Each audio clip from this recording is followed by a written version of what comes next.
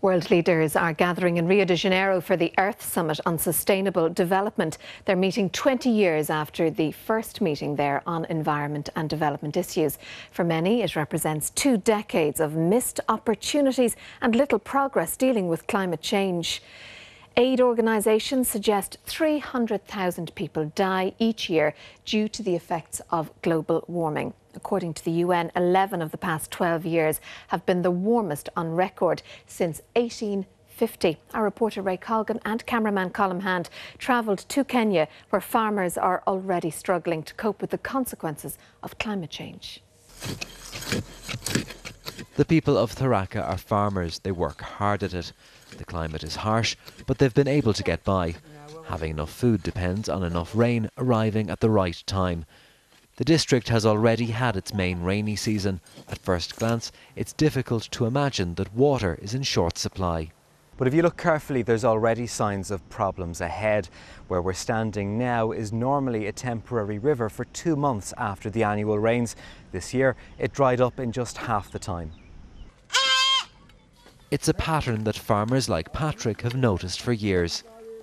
I'm straining so much to get food stuff of my family, as well as the few animals we do depend on, they never get enough pasture.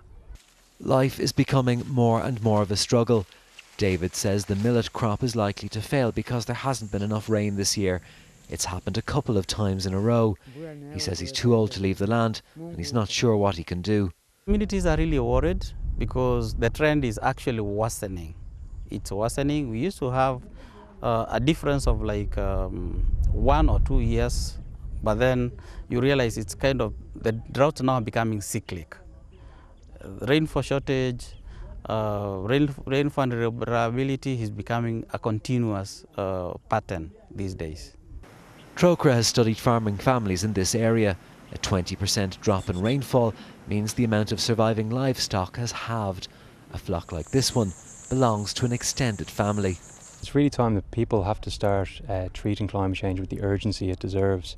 There's about 300,000 people every year dying as a result of this, so people really need to start taking action. People here are worse off than they were 20 years ago, and that's really as a result of climate change. Farmers in Tharaka may be among the first to see a direct impact on their precarious livelihoods as a result of climate change.